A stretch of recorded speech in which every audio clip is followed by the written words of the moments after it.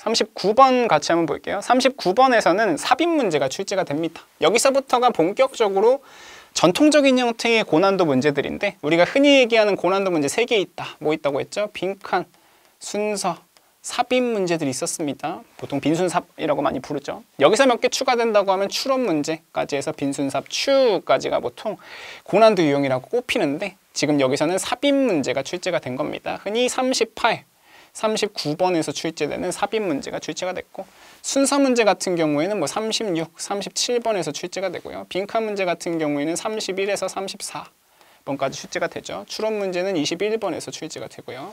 그래서 여러분들이 어떻게 보면 가장 열심히 공부해야 될 유형은 뭘까? 어떻게 보면 빈칸이긴 합니다. 왜? 얘가 지금 고난도이면서 동시에 문항수가 가장 많기 때문에 여기서 뭔가 실수하게 되면은 잘못될 수도 있다는 얘기 드리는 거겠죠.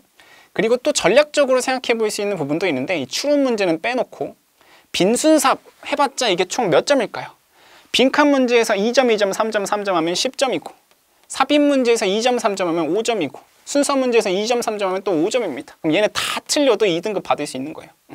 이거 다 더해봤자 20점밖에 안 됩니다. 그래서 여러분들이 영어는 절대평가라는 점을 기억하고 전략적으로 생각했을 때 고난도 유형에 대한 스킬 강의 이런 것들 찾아보실 게 아니라 단어를 더 외우고 지문을 더 많이 읽어보고 기본적인 문제들을 푸는 연습을 해보시는 게 먼저다라는 얘기를 드리겠습니다. 그래서 또 봅시다. 어쨌든 자, 주어진 문장 먼저 해석하고 쟤를 어디다 끼워 넣어야 될지 한번 봅시다. 우리가 앞 지문에서 강조했던 것처럼 이 접속 부사의 느낌을 잘 받아들이셔야 됩니다. But 앞에서랑 뭔가 꺾이는 뉘앙스가 있다는 것도 보시면 되고요. 그리고 넘어가서는 이 모든 지식이라는 거, 뭐에 대한 지식지에 about how to deal with heat, 열에 대해서 열을 어떻게 해결해야 되는지에 대해서 정리된 이 모든 지식들 했습니다. 여기 자체에서 우리가 뭘 느껴볼 수가 있냐면은 삽입 문제나 순서 문제, 어쨌든 문장의 위치를 결정하고 싶을 때 활용할 수 있는 몇 가지 근거들이 있습니다. 첫 번째는 관사죠, 관사. 관사 중에서도 정관사 더라는 표현의 특징을 기억하면은 특정 표현이 어느 위치에 나올 수 있는지를 생각해 볼 수가 있고, 두 번째로는 대명사입니다. 대명사. 대명사도 마찬가지로 이 품사에 대한 특징을 이해해 보면은 선행하는 명사 다음에 나올 수 있다는 걸 생각해 보실 수도 있을 것 같고요. 그 다음으로 생각할 수 있는 거는 뭐 접속사 표현들입니다. 이 접속사라는 말에는 편의를 위해서 접속 부사까지도 포함을 시켜 드릴게요.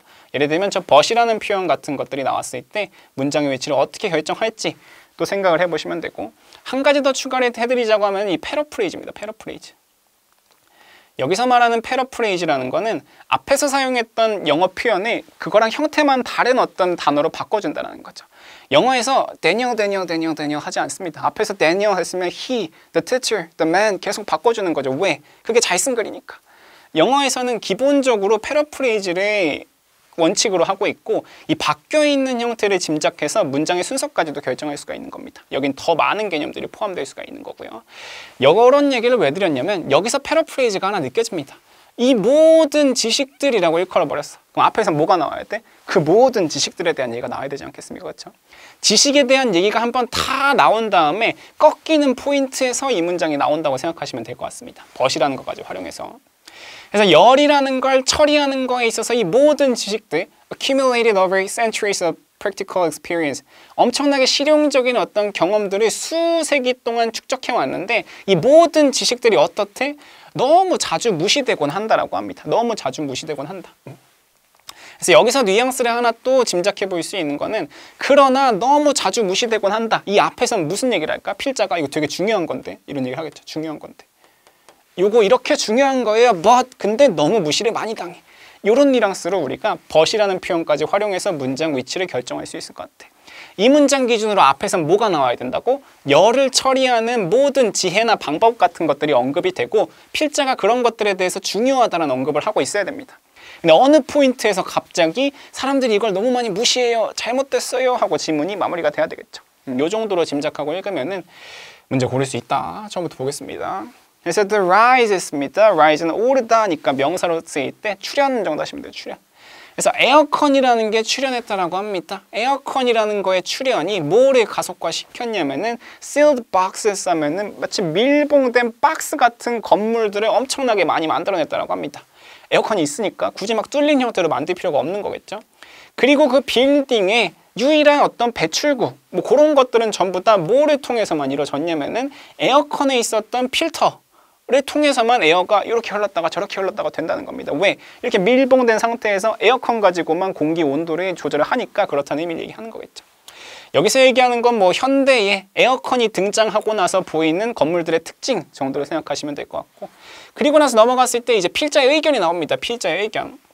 어떻게 봤을 때는 이게 좀 중요한 문장이 될 수도 있을 거고요. 근데 It doesn't have to be this way 하면은 꼭 건물이라는 게 이런 식으로 생길 필요는 없는 거야 라고 필자의 의견을 얘기합니다. 그리고 나서 무슨 얘기를 할까?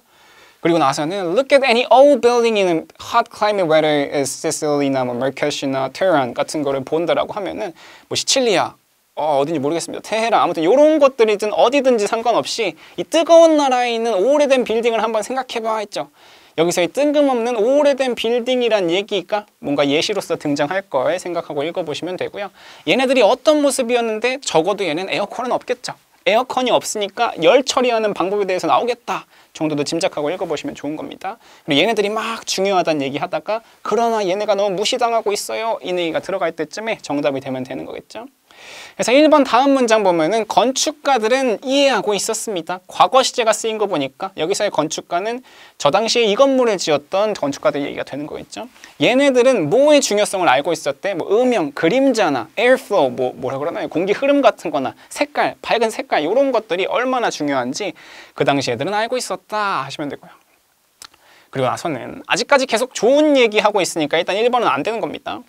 이렇게 중요한 거야. 근데 무시당하고 있어 해야 되는 거니까 좋은 얘기가 나오고 있을 때 1번 지우고, 두 번째로 갔을 때 그들은 oriented buildings to capture cool breezes 했습니다. 차가운 봄바람 같은 게 들어올 수 있도록 일부러 오리엔트 했습니다. 어디를 향하게 하다. 그들은 건물을 어느 쪽 특정 방향으로 향하게 했다는 거죠. 바람이 잘 들어올 수 있게. 그러면서 동시에 뭐 했냐면은 block the worst hit of the afternoon 하면 오후에 들어오는 뜨거운 열기 같은 거는 막으려고 건물 위치를 설정했다고 합니다. 아직까지 그 지혜에 대해서 얘기하고 있죠. All this wisdom이 끝나고 나서 삽입이 돼야 됩니다. 아직까지 wisdom에 대한 얘기였어요. 다음 거. They built with thick walls and white roofs. 뭐 두꺼운 벽도 짓고요. 하얀 지붕도 짓고요. 뭐 창가 틀 같은 데다가 문도 하나 만들고 이런 것들이 전부 다 airflow를 촉진시켜주게 만들었다고 합니다. 아직까지도 wisdom입니다. wisdom. 그래서 anyone who has ever spent a few minutes in a mud brick house in 투싼 했습니다. 투싼이라는 곳에 진흙으로 혹은 뭐 벽돌로 만들어진 곳에서 몇 분이라도 보내봤으면 혹은 그 안에서 길이라도 조금 걸어봤으면 뭘 알 수가 있을 거다? 이 옛날 건축물들이 얼마나 잘 작동하는지를 알 수 있을 거라고 합니다. 아직까지도 wisdom이죠. 아직까지도 wisdom. 사실 아직까지도 wisdom이면 다 몇 번이겠습니까? 이러다 문제 끝나겠죠. 5번 고르고 넘어가시면 되는 겁니다. 마지막에서 얘기하는 거. 그래서 이러한 의미에서 에어컨이라는 건 단순히 개인적인 편의를 위한 기술만이 아니라 걔네는 망각의 기술이다. 망각의 기술. 여기서 얘기하는 망각이라는 포인트가 뭡니까? 종종 무시되곤 한다라는 표현의 패러프레이즈죠. 이 표현을 받아줘서 지문에서 에어컨이라는 건 망각의 기술입니다 라고 얘기하고 있으니까 답은 어렵지 않게 또 5번 고르고 넘어갈 수 있을 것 같습니다. 그래서 삽입이나 순서 문제, 제가 생각해도 빈칸보다는 삽입이나 순서가 개인적으로는 더 어렵다고 생각합니다. 삽입이나 순서에서 활용할 수 있는 개념들 다시 한번 적어드릴 테니까 여러분도 복습해보세요. 관사라는 개념이랑 뭐 접속사라는 개념이랑, 그리고 나선 대명사라는 개념, 마지막으로 패러프레이즈까지 요 4가지 개념에 대해서 꼭 복습해 보시고 혹시 모르겠으면은 저한테 Q&A 남겨주시면 제가 꼼꼼히 설명드릴 수 있도록 하겠습니다. 이 정도까지만 보시면 되고요. 이 문제 여기서 마무리하고 다음 문제도 같이 바로 한번 살펴보겠습니다.